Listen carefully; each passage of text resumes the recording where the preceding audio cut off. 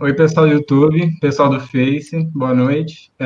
Eu sou o Matheus Mello, membro do PET, e hoje a gente vai estar dando início ao segundo dia do evento, o Inova, realizado pelo PET Engenharia Civil UEM.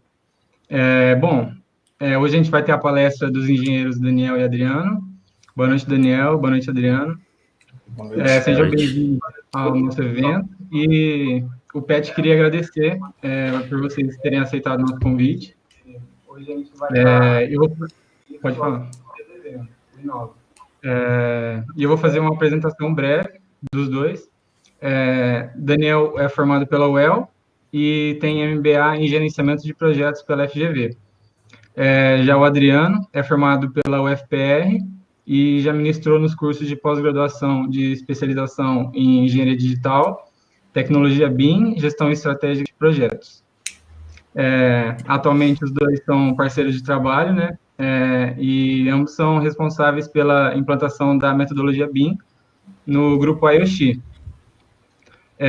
Dito isso, o tema da palestra vai ser justamente esse, que é case de implantação BIM no grupo IoT, com foco em coordenação e orçamento, como vocês já podem ter visto no título da live.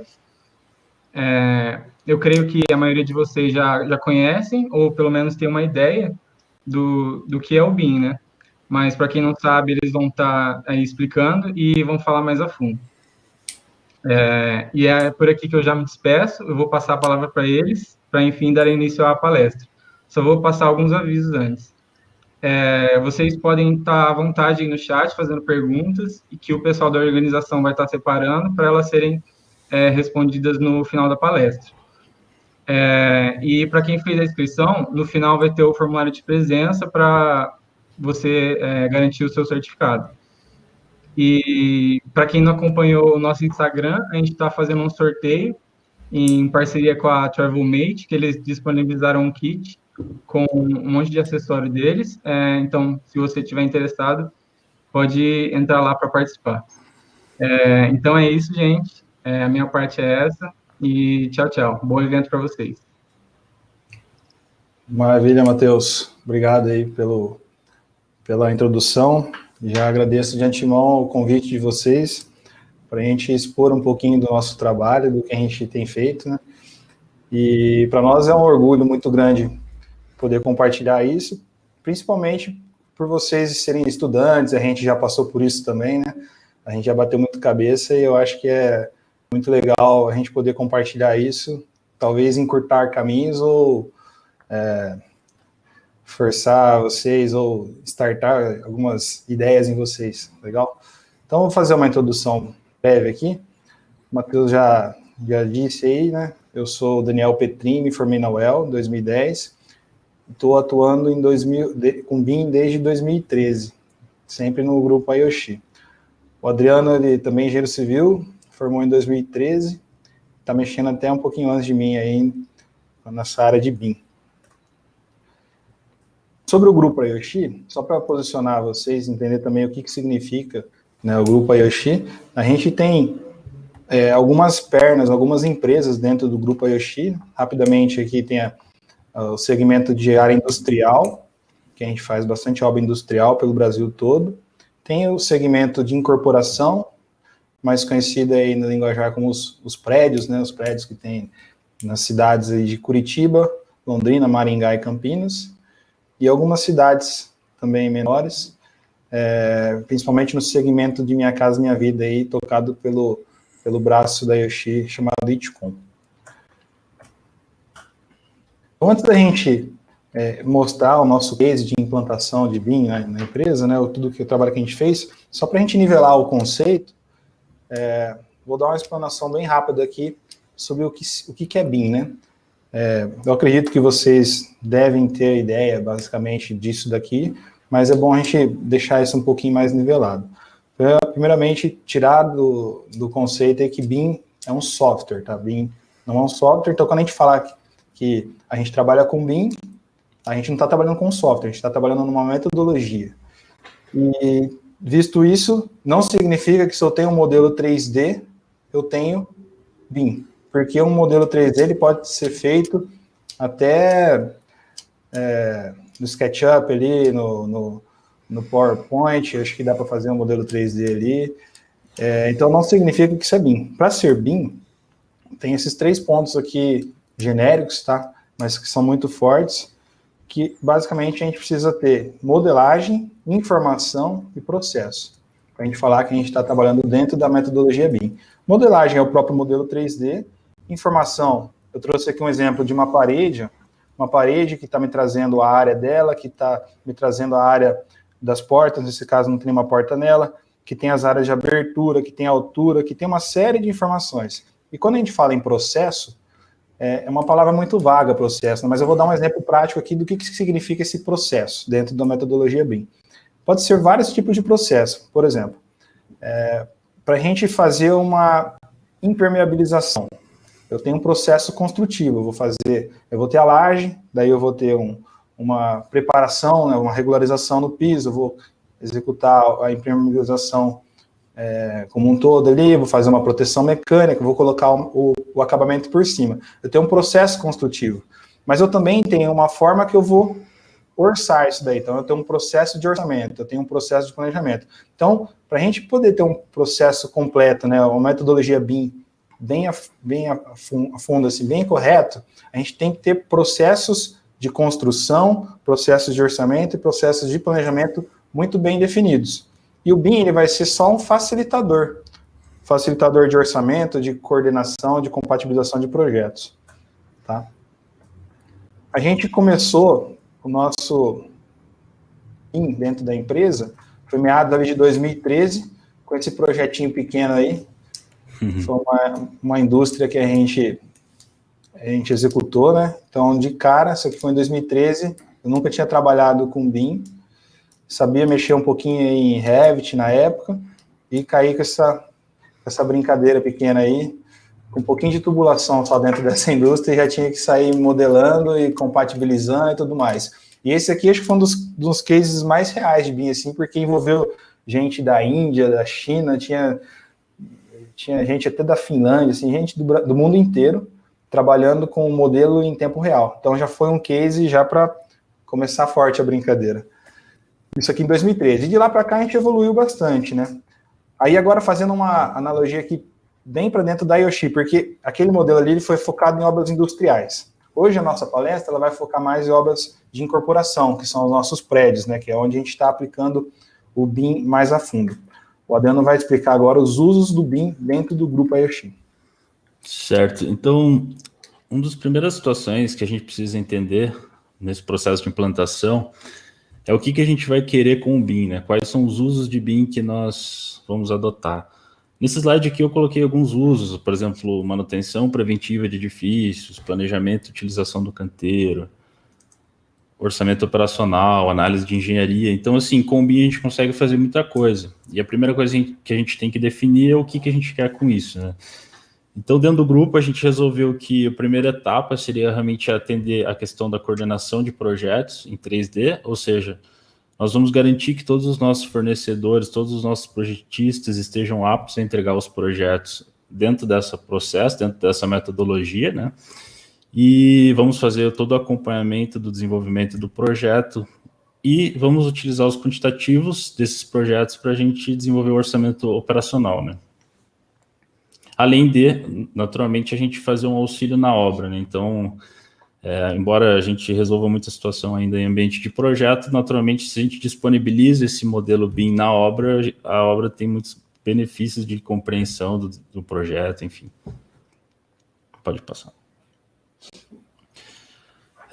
Então, falando só brevemente, né, rapidamente, sobre esse processo de projeto que a gente chamou de tradicional, né? O que acontece? Geralmente você vai ter um incorporador ou um construtor, ele vai precisar contratar projetos de arquitetura, projetos de estrutura, de ventilação, ar-condicionado, hidráulica e elétrica.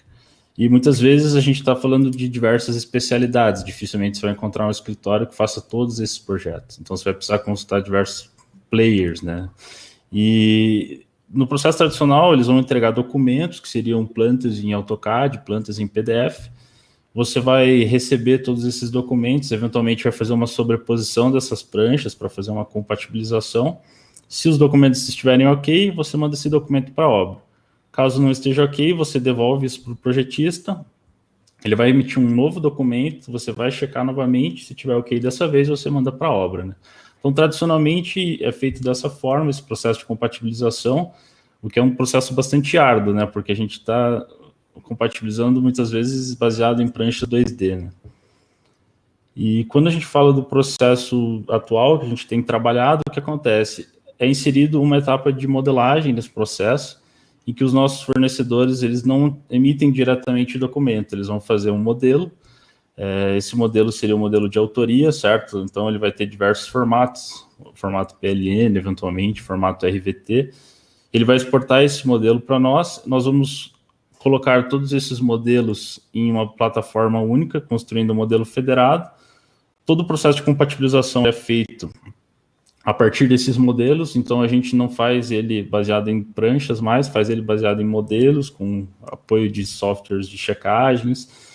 E se tiver ok, nós aí liberamos o processo de documentação. O que seria esse processo de documentação? Você vai construir cotas, vai fazer anotações, vai colocar carimbo na prancha, que é alguma coisa que, assim, não agrega tanto valor para o processo, mas dentro do dia a dia do projetista é algo bem trabalhoso, né? Então ele deixa para fazer isso só no final, quando o projeto está resolvido, né? E daí ele manda esses arquivos para a obra, finalmente, né?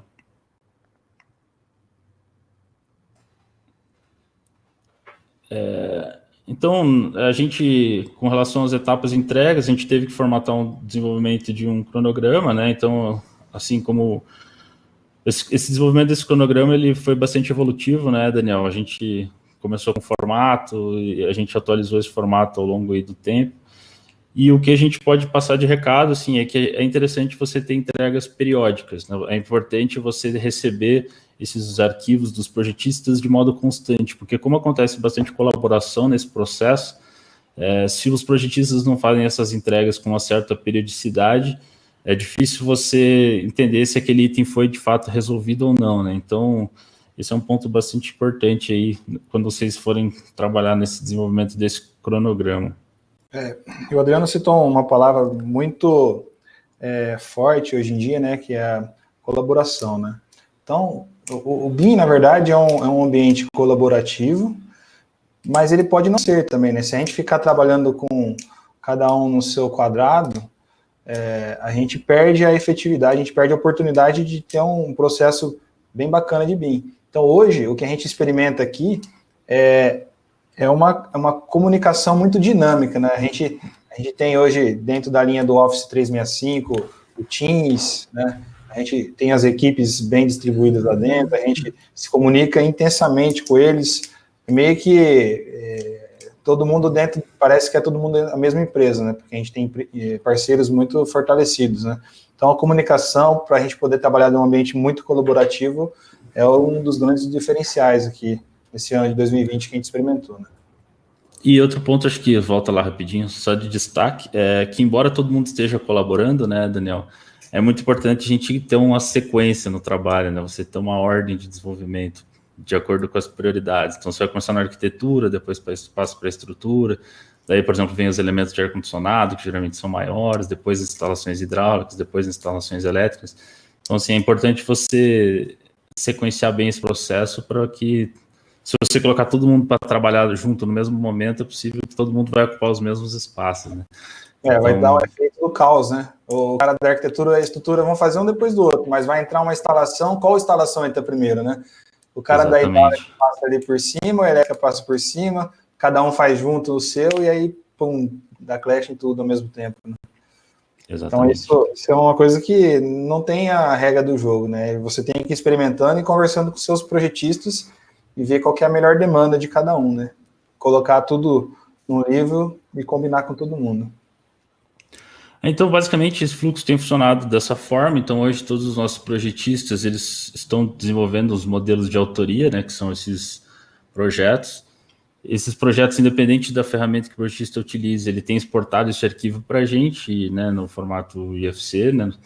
E a gente, com a ferramenta Solibra, a gente tem integrado todos esses arquivos, todos esses projetos, com a colaboração via BIM Collab. Então, a gente consegue fazer o processo de coordenação apoiado nessa ferramenta. E uma vez que esse processo de compatibilização esteja concluída, a gente tem exportado, então, relatórios de quantidade para o Mega, que é o nosso sistema ERP, e também, juntamente com o Microsoft do Power BI, a gente tem feito alguns relatórios e dashboards para fazer o controle dessas quantidades, né? Só complementar o que o Adriano está falando aqui, pegar um gancho aqui que está com a setinha para o IFC, né?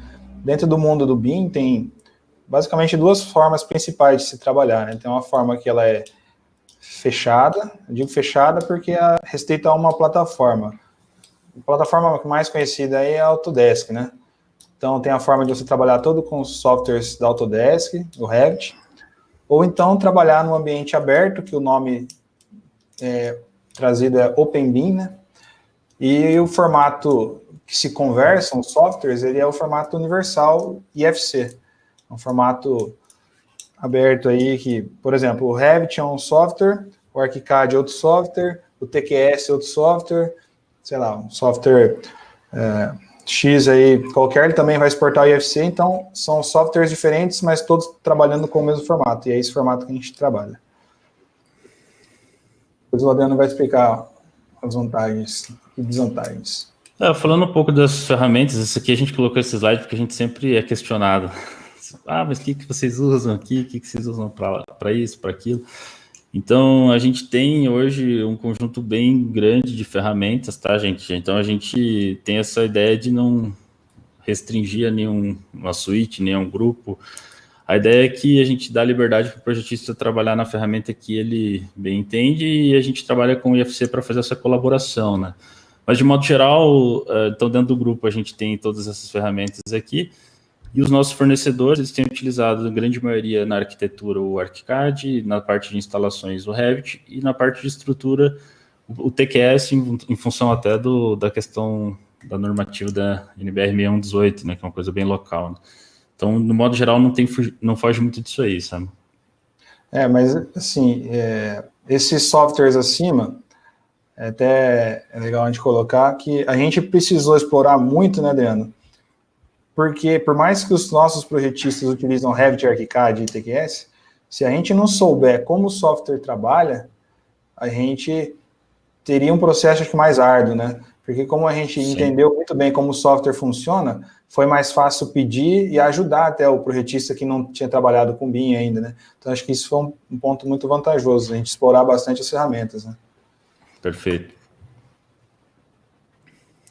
E junto com isso, a construção de um plano de execução BIM ou de um BIM Mandate, né? Então, o que acontece? Junto com esse processo aí de implantação, a gente teve que construir algumas diretrizes para que os nossos projetos viessem de acordo com as nossas necessidades. E nós entendemos que essas diretrizes são muito específicas de cada fornecedor, de cada disciplina, né?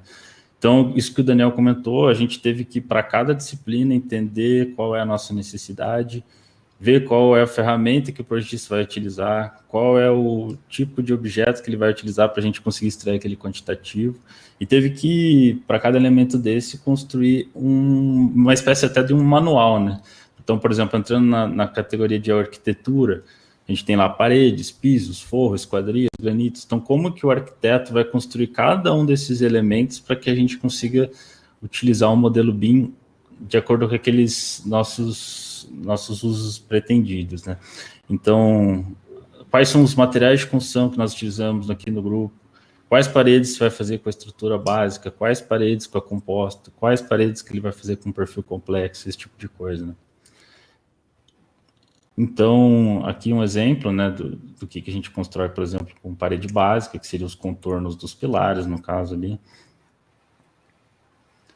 E a gente, quando pensa na construção civil, a gente entende que é um processo muito... Na verdade, todos os projetos são muito heterogêneos. Se você for observar, olha a quantidade de elementos que a gente representa no modelo, né? Rodapé, bit, bancada, rufo, calha, telhado, daí você tem redução excêntrica, caixa sifonada. Então, é tanto tipo de elementos que você tem que pensar praticamente em todos esses pequenos pedaços para depois você formar o todo, né? E definir regras para que esses projetistas construam esses elementos, né? E qual que é o objetivo desse trabalho? É que, independente de como o projetista construiu isso aí no modelo dele, ele vai exportar esse arquivo para a gente vai clicar na janela.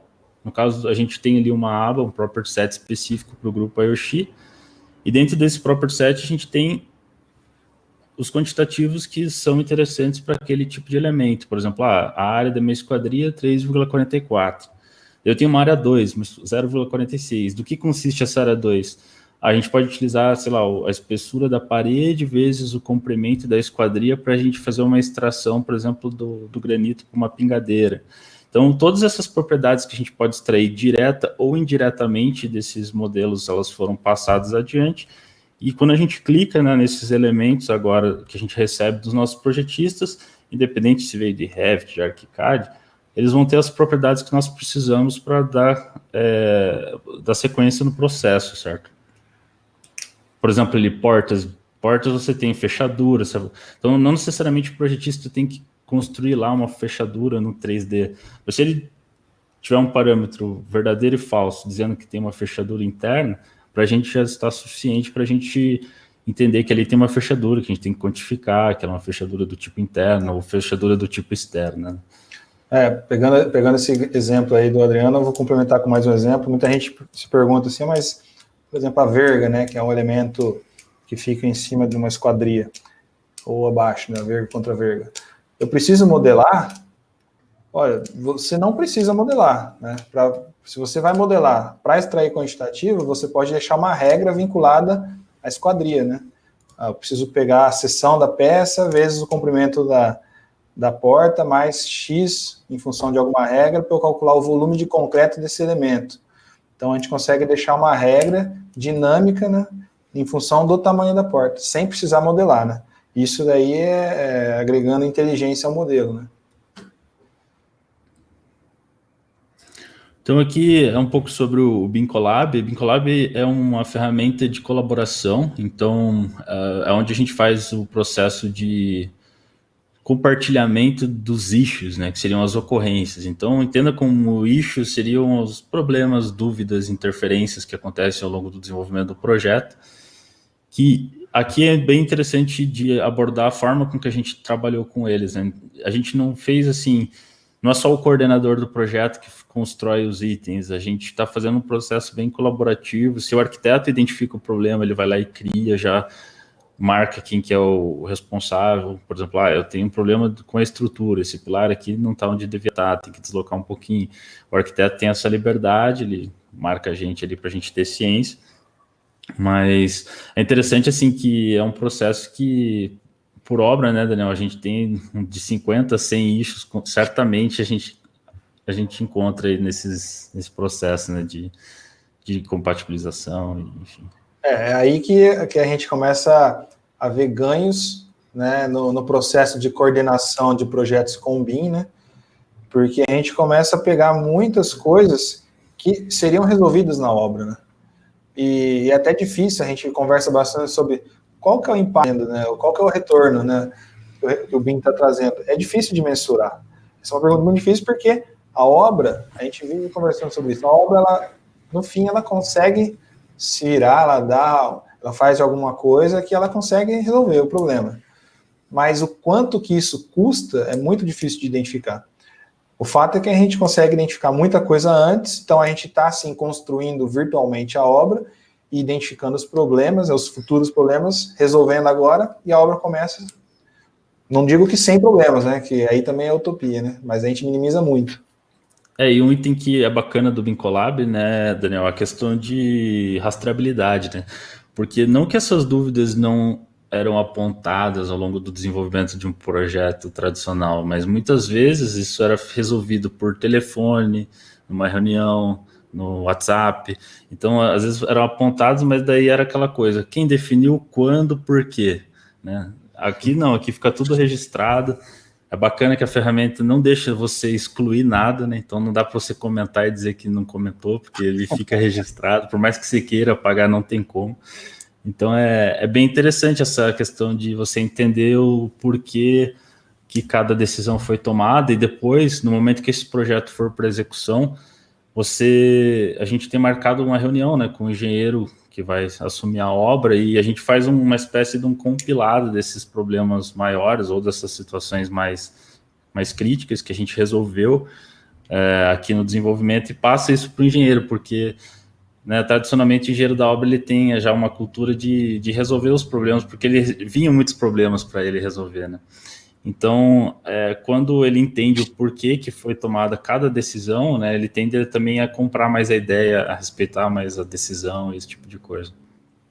O Bincolab, só para finalizar a sessão do Bincolab, é um sistema, né, uma plataforma, ela é cloud, né, você acessa, é um site, que tem aplicativos que você instala dentro do Revit, dentro do ArchiCAD, dentro de outros softwares, não me lembro agora todos os softwares que ele funciona, dentro do Solibri, que é o software de coordenação que a gente utiliza, e aí você paga por usuário, por mês, mas assim como o Bincolab, tem outras plataformas, a BinSync, enfim, o Bincolab é uma delas e é a que a gente utiliza. Então aqui é só um exemplo de uma reunião, né? Essa aqui foi feita no passado. Esse ano as reuniões têm sido um pouco diferentes, a gente tem feito a maioria delas por Zoom, né? Mas é interessante, assim, o que muda do comportamento dessas reuniões que a gente tem percebido. A forma que você explica o problema, na verdade, eles já vêm, todos eles já estão cientes, às vezes, do problema, do que vai ser discutido, né? Não é a gente não gasta aquela energia explicando o que é o problema, esse tipo de coisa. Então, as reuniões acabavam se tornando mais produtivas, você ia direto ao ponto, né? Aproveitando aí a especialidade de cada um, né? Beleza. Agora, entrando numa linha mais operacional mesmo, aqui na empresa a gente tem uma metodologia de orçamento que é um pouco atípica. O método tradicional de orçamento, ele costuma ser assim, eu tenho uma parede, nesse exemplo eu tenho uma parede de 1 metro por 3 metros de altura, e como é que se orça isso?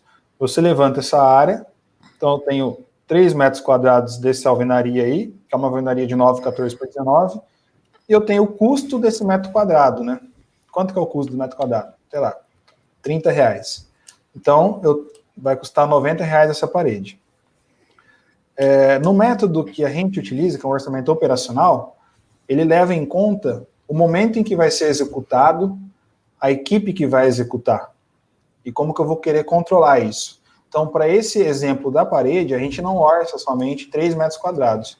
Então, como é que a gente orça? A gente orça que alguém vai fazer uma marcação dessa alvenaria, ou seja, de fato, o pedreiro ou o encarregado, alguém, o mestre, o contramestre, ele vai lá no campo, né, no local, ele vai marcar a alvenaria.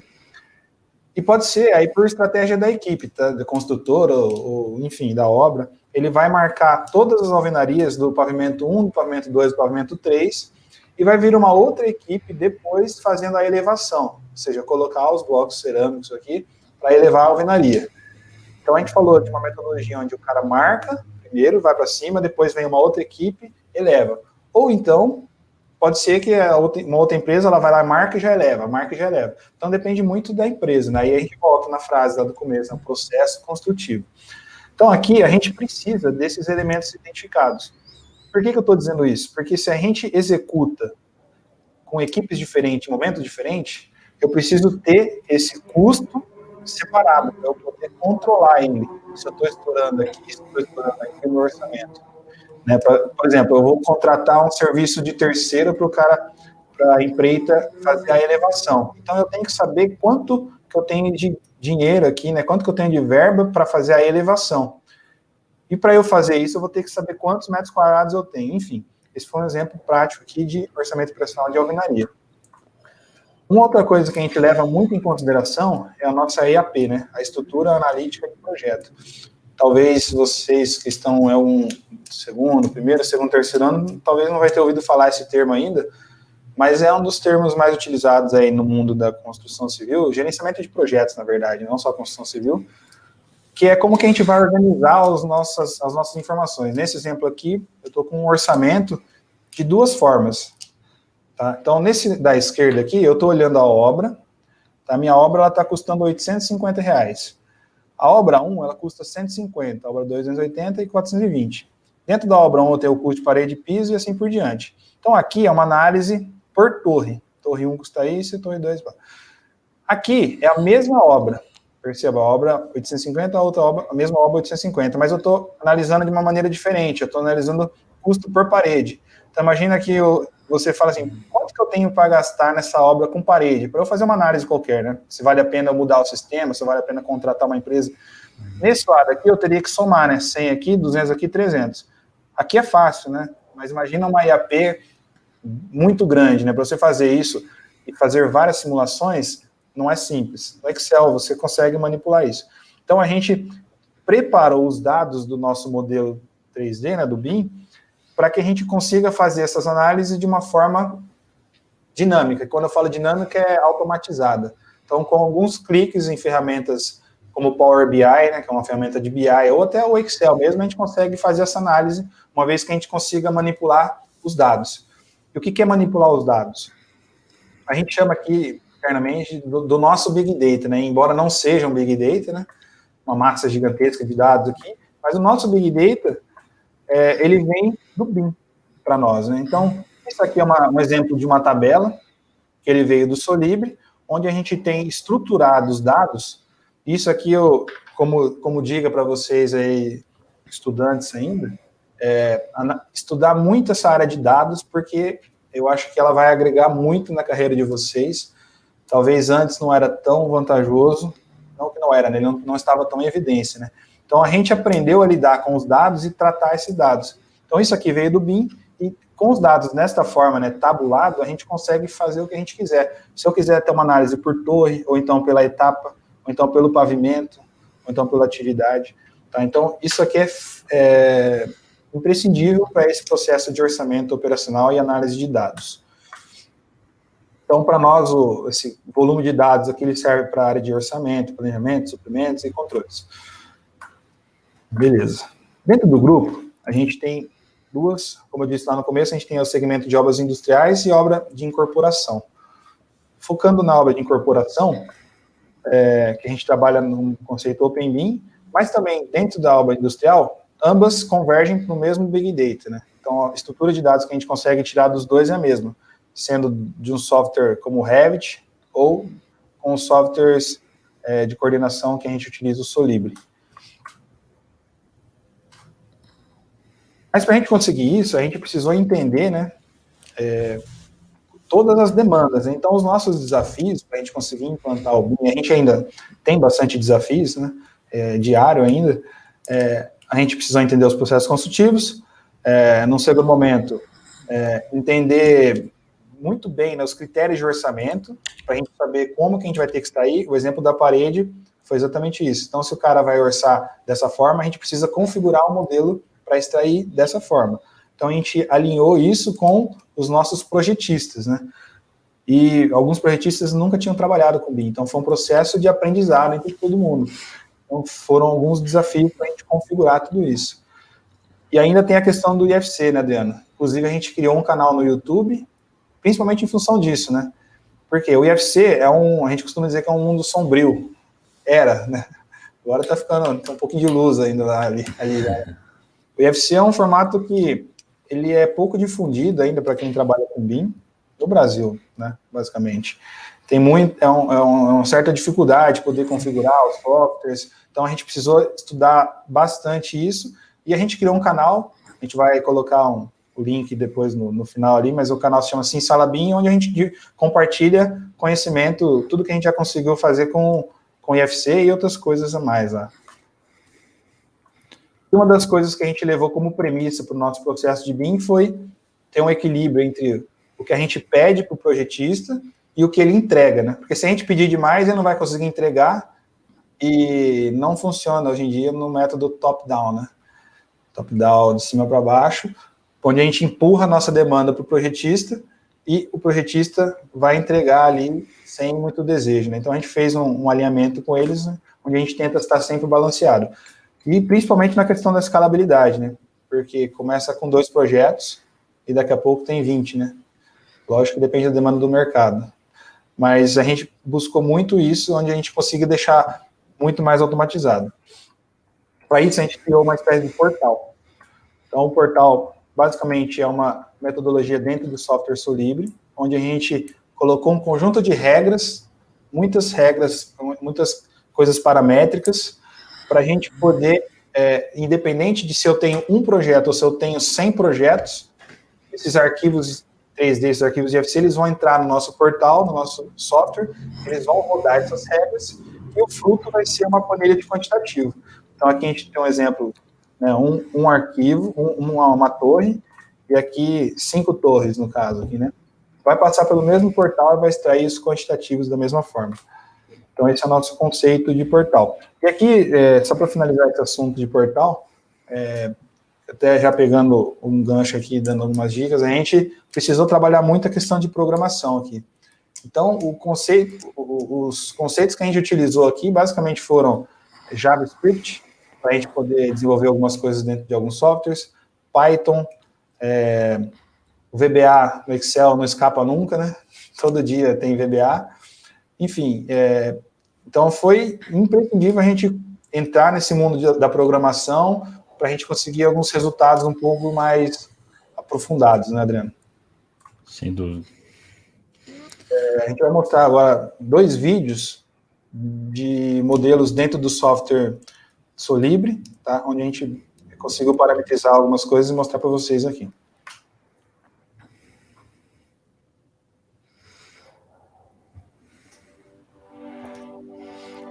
Então, uma das coisas bacanas, acho que do Solibre, né, Daniel, que é bem interessante comentar, é a questão do feedback visual que ele tem com relação aos quantitativos, né?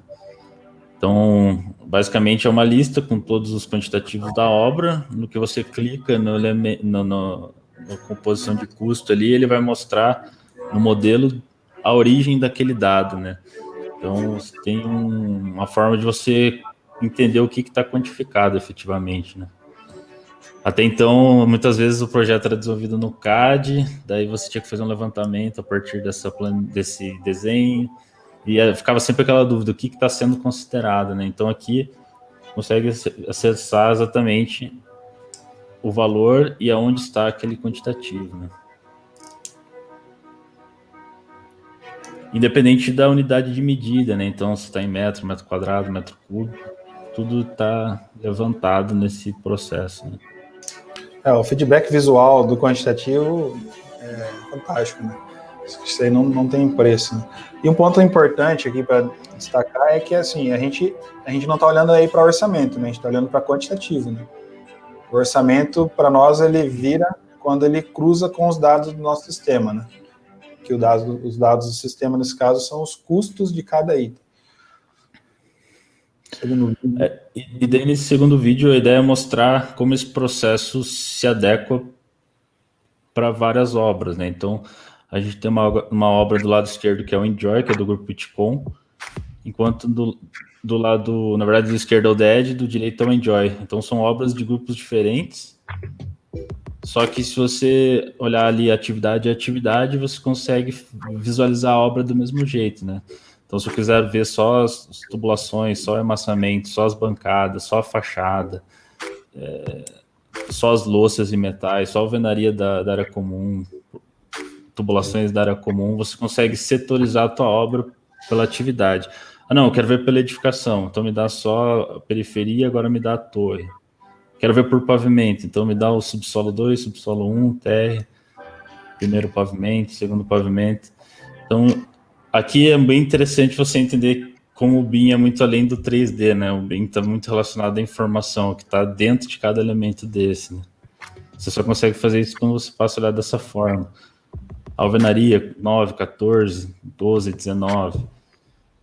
No caso, o azulejo, de banho 1, do banho 2, do banho master, sabe? Independente da obra, todo o processo ele funciona de forma, digamos que padronizada, né? Perfeito.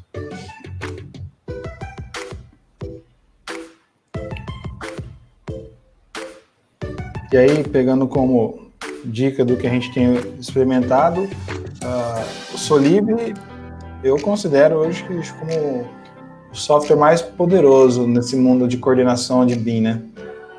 Um exemplo aí, no nosso Big Data exportado, né? O tanto de dados ali, né? Que cortou bem na hora ali. Mas voltando a falar do Solib é o software que a gente trabalha hoje, né? E é o software mais poderoso no nosso entendimento, né? Para fazer essa coordenação, né? E falando um pouco aí de 2020, eu acho que é bacana a gente citar o desafio que a gente teve com relação à escalabilidade, né? Então, foi um trabalho que começou, acho que mais a fundo foi a partir de maio, né, Daniel, do ano passado, que a gente começou esse trabalho. Ano passado a gente tocou 3 projetos, que seria o Enjoy, o Dead e o La Reserve. Então, e esse ano a gente, só de empreendimentos lançados, já temos 5, tirando todos os outros que ainda não foram lançados. Então, o desafio esse ano está sendo, em meio a toda essa dificuldade de não conseguir marcar reuniões presenciais, desenvolver os fornecedores lá, de repente, no escritório deles, né? A gente conseguir levar tudo isso que a gente construiu para essas 3 obras para todo o grupo, né? Então, como o Daniel citou, a gente tem não só Maringá e Londrina, mas tem Curitiba, tem Campinas. Então, esse aí tem sido um dos nossos grandes desafios. E falando um pouco aí só de 2 dessas obras que já estão em execução aí, esse aqui é um exemplo bem interessante. Esse aqui é o Enjoy da empresa Itcom, né, que seria uma linha mais voltada ao primeiro imóvel aí. E a gente tem ali na imagem da direita, vocês vão observar que a gente tem uma estrutura em verde, que seria a torre, a estrutura em amarelo, que seria que a gente chama de periferia ou embasamento, e a estrutura em laranja seria um pré-moldado. Então, o que está em verde, amarelo e azul é o mesmo projetista que faz, que é o projetista estrutural concreto moldado em loco. Enquanto que o laranja é pré-moldado, já é outro fornecedor. E a parte de contenção, fundação, já é outro fornecedor, né? Então, até inicialmente, o trabalho que a gente desenvolveu foi para o DED, só que como os projetistas eram os mesmos do Enjoy, a princípio a gente ia fazer só a torre, foi uma das primeiras brigas que a gente comprou lá, não, vamos fazer tudo por quê? Porque o embasamento tinha uma série de interfaces entre projetistas diferentes, que no 3D, com o BIM, a gente conseguiria enxergar muito melhor, né? Pode passar ali. Então, por exemplo, aqui no slide, a gente consegue verificar a interface entre o que seria o concreto pré-moldado e o que seria o concreto moldado em loco. Então, teve que fazer, por exemplo, pilaretes em loco próximos de onde seria o pré-moldado. Teve que fazer um bloco específico, que tinha cálice de um lado e no outro não, era um bloco convencional. Outro ponto, essa estrutura em azul, que era uma estrutura independente para o depósito de lixo e gás, a gente conseguiu separar os apoios dele do apoio do concreto pré-moldado. Então, a gente não precisou fazer esse bloco mais complexo. Então, todas as situações que a gente conseguiu resolver antes da execução da obra e já foi resolvida, né? E do lado direito, vocês vão observar uma foto que eu recebi esses dias da engenheira da obra. E quando você compara, né, o previsto com o realizado, você tem essa situação, né? Parece que... Mas está ficando certinho, está ficando igualzinho mesmo. E esse que é o bacana, né? É incontestável, assim, o poder que o modelo 3D ele traz para a gente nesse momento de compatibilização, né? Não dá para dizer que não tem ganhos, né? O pessoal costuma dizer assim, mas no 2D dá para pegar, mas o trabalho é muito maior, né? No 3D é muito mais fácil de identificar. Isso, se você observar até nessa imagem aí, os furos, né? Então, essas vigas pré-moldadas, elas já vêm com o furo posicionado, então todo o trabalho de passar essas instalações por esses furos, ver certinho qual que é a cota, qual que é o tamanho desse furo, tudo isso já vem pré-definido, né? E na próxima, pode passar esse slide também, esse aqui é o caso da torre, né? Então já é a estrutura moldada em loco, só que aqui a gente utilizou concreto laje plana protendida. Então você tem cabos que passam nessa laje. E você tem que tomar muito cuidado, né, para não furar nenhum local que esteja passando esse cabo, né? Então a gente conseguiu prever todas essas exposições, passar isso preliminarmente para o projetista estrutural para ele fazer a marcação dessas furações, né? E daí realmente ele já vai para a obra muito mais redondo.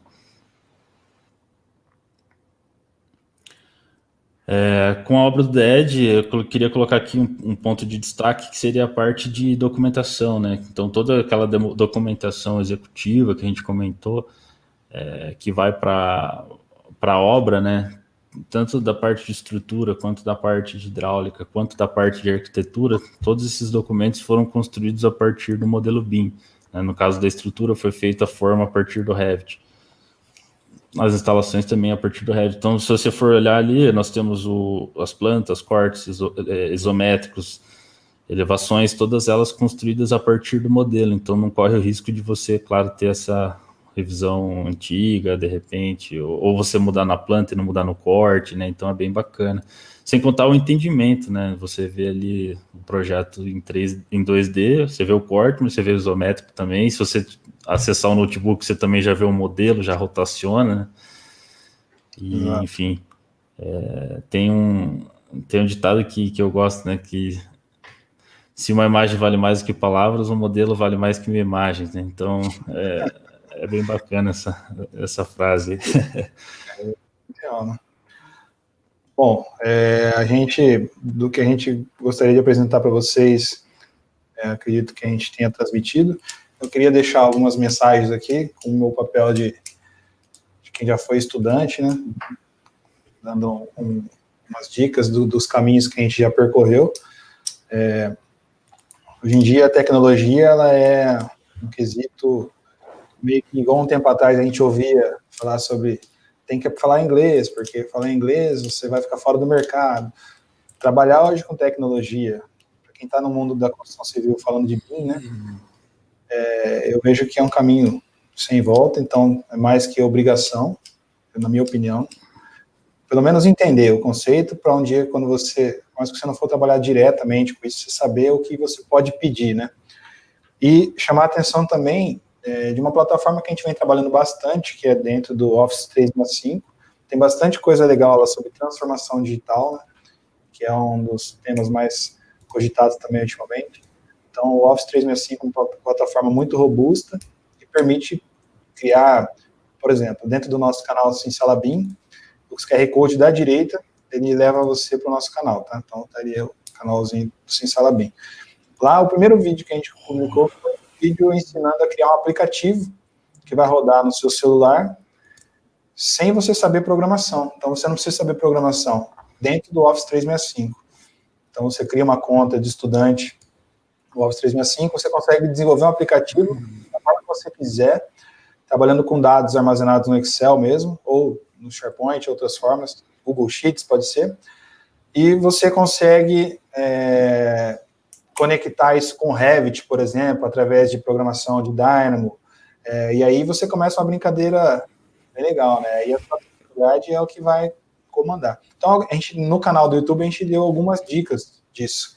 Então, se você não conhece ainda, não esquece, como a gente fala, André, no finalzinho, entra lá, clica no link para seguir, ativa o sininho, senão não vai ser.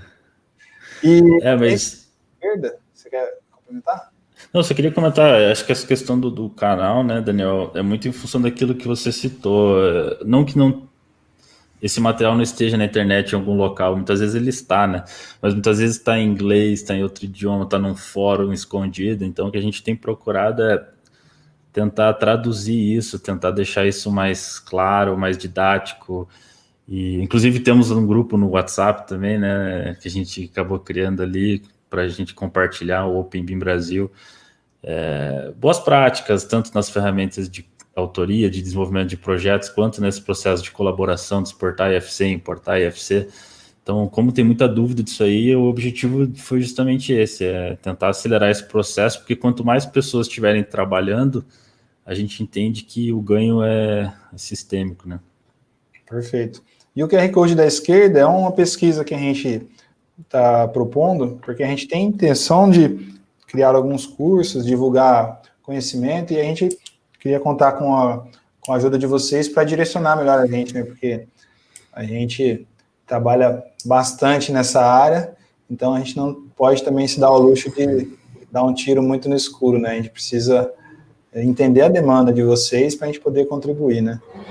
E aí a gente colocou uma pesquisa bem simples ali, se vocês puderem contribuir com a gente, e quando a gente for lançar os cursos, né, a gente disponibilizará um cupom de desconto com esse e-mail que vocês colocaram, então aí fiquem atentos, Por favor.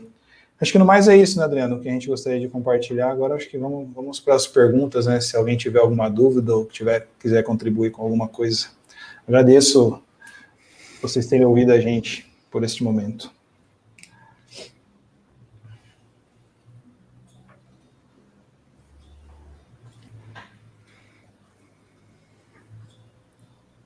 Boa noite, pessoal. Eu sou a Natália, do PET Engenharia Civil UEM, e primeiramente eu queria agradecer o Daniel e o Adriano pela palestra.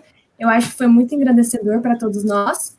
E agora eu vou falar algumas perguntas que o pessoal mandou aqui no chat, tá? A primeira pergunta foi da Sara Ince, e ela perguntou se existem softwares para a plataforma BIM gratuitos. Eu falei, Adriano. Então, eu acho que assim, com relação aos softwares, a gente tem que entender os usos dos softwares também, primeira coisa, né? Ferramentas de autoria, de concepção de projeto, não é tão simples você encontrar.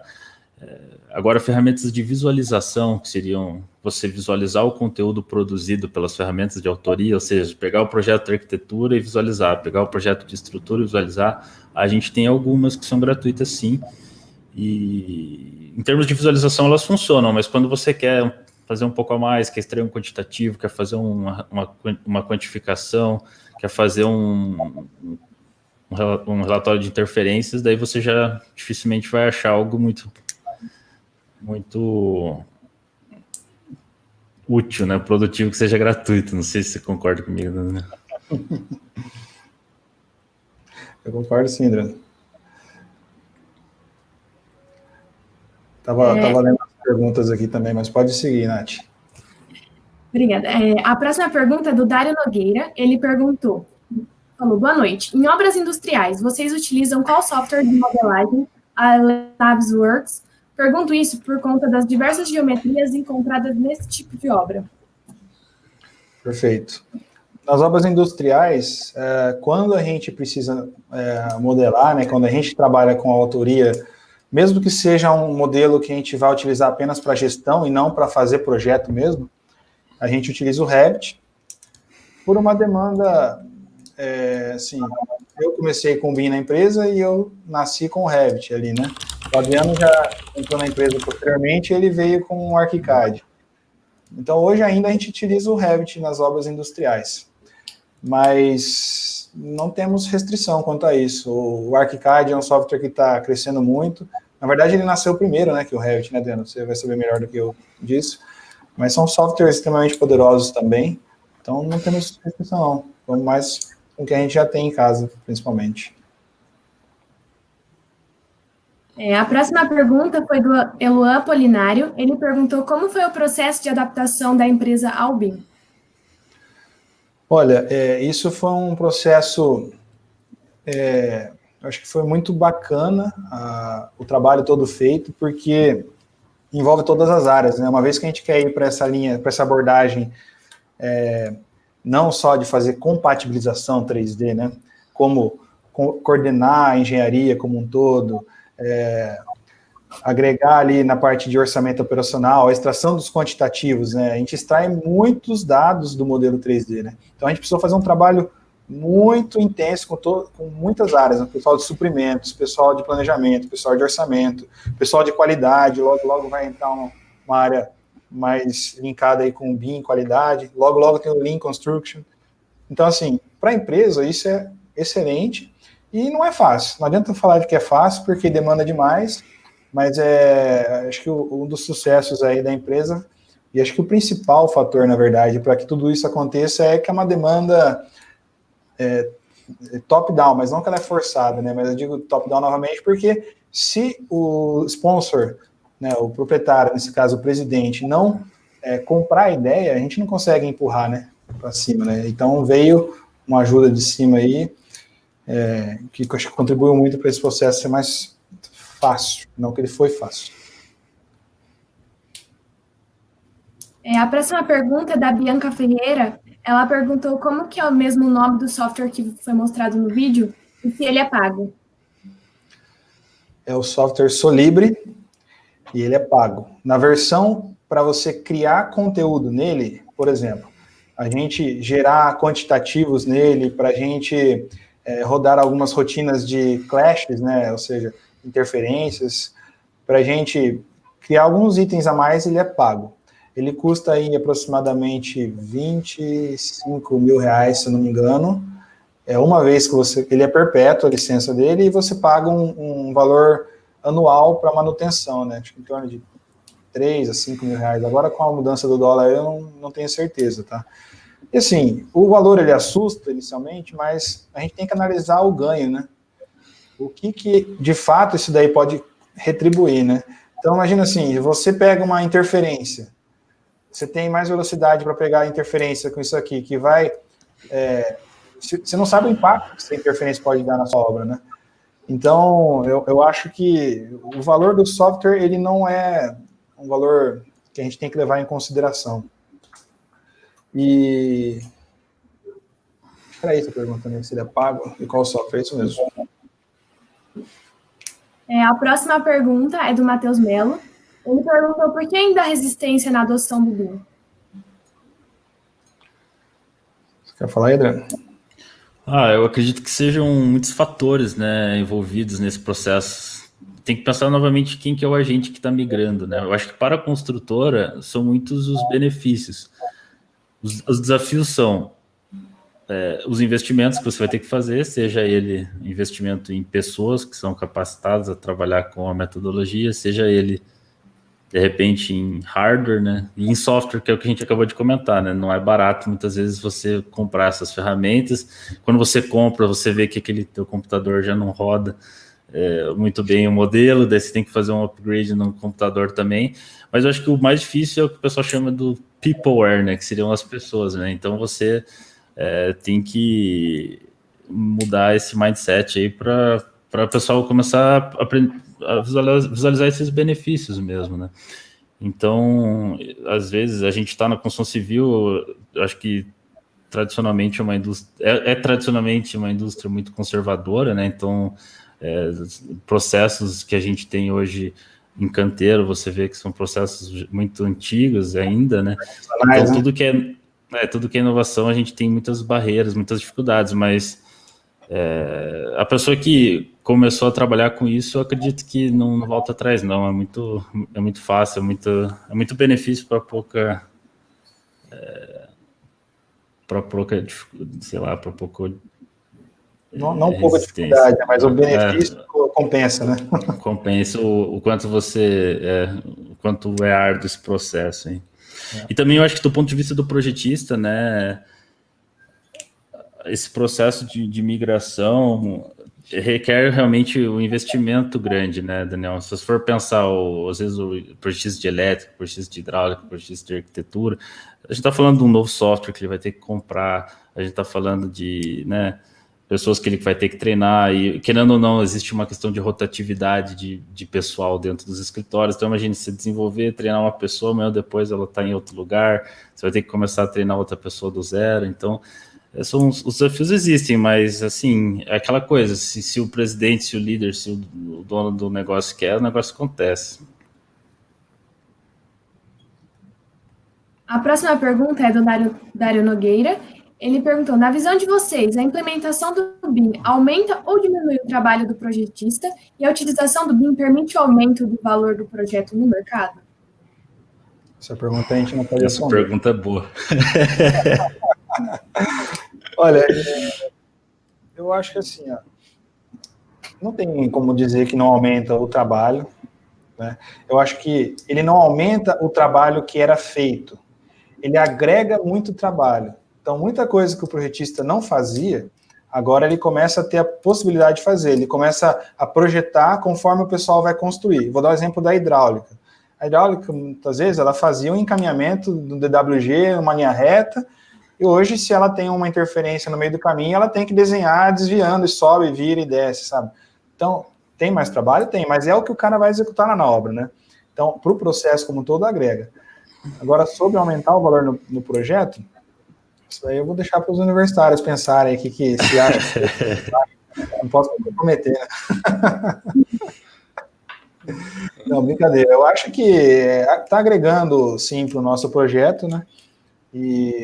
Mas aí é uma questão de alinhamento entre os escritórios, porque tem ganhos também, tá? Para o projetista. Ele vai entregar um produto de mais qualidade, e quando ele começa a aprender mais o software, né, a curva de aprendizado dele já está lá em cima, ele tem uma produtividade muito grande. E isso é incontestável. Mas, assim, tem a questão da curva de aprendizado, né? No começo vai ser difícil, vai bater cabeça, vai ter muita resistência, principalmente os mais antigos, que estão acostumados com AutoCAD. Mas a hora que ele começa a aprender, no Revit tem o Dynamo ali, né? Que é uma programação. Então, a hora que ele começa a ver que dá para fazer muita coisa automatizada, tal como no AutoCAD tem o Lisp, mas no Revit, o Dynamo ali, dá para você criar muita programação, né, sem muito código, onde você vai deixar muito mais rápido o seu processo. Então, tem que pôr na balança tudo isso daí. A próxima pergunta é da Rafaela Ribas. Ela falou, vocês comentaram sobre a questão da programação no dia a dia de vocês. Vocês acreditam que o fato de se aventurarem por essa área faz com que as soluções de engenharia de vocês sejam mais completas? Sem dúvida alguma. A gente consegue ver com muito mais clareza nas coisas, né? Então, é muito constante a gente olhar, a gente recebe um modelo, a gente já tem o nosso checklist, né? O que a gente vai olhar, os principais pontos que a gente sempre, que a gente já foi identificando que costuma dar problemas, e com base na experiência daí, a gente tem que estar muito atento à obra, né? Porque o principal utilizador de tudo isso do projeto é o executor ali, né? É o pedreiro, é o encanador, é o servente, é o mestre de obra, né? Então, a gente precisa estar muito bem conectado com eles, quais são as dificuldades que eles estão tendo diante ao projeto, para a gente evitar nos próximos, né? Então, a gente só vai conseguir ter uma efetividade, uma solução de engenharia melhor, se a gente souber quais são as dores do pessoal de campo, né? Então, esse trabalho a gente tem feito bastante. Então, somando o modelo 3D conectado com o pessoal de obra, a gente está tendo um ganho muito interessante sobre as soluções de engenharia serem mais completas. Eu acho que de perguntas era isso. Eu queria agradecer novamente o Daniel e o Adriano pela palestra. Também queria agradecer por todos que assistiram. Também quero agradecer os nossos patrocinadores, a Engá Digital, Travelmate e Leão Metais, que nos apoiaram nesse evento. E como aviso final, eu falo para vocês não esquecerem de responder o formulário de presença, que foi mandado aí no chat, para depois vocês receberem um certificado. E amanhã tem mais, com a palestra Reformulando o Maior Ecossistema do Mundo, com a Estela Ramos. Então se inscrevam, que ainda dá tempo. E também está rolando um sorteio no Insta do Pet, @PetCivilWen, de um kit de viagem que a Travelmate patrocinou. Então vão lá e participem. E obrigada de novo, viu, Daniel e Adriano. Eu gostei Obrigado muito. a vocês. A gente agradece o convite. Obrigado, viu? Valeu, um Até mais, abraço. gente. Boa noite. Tchau, tchau. Boa noite.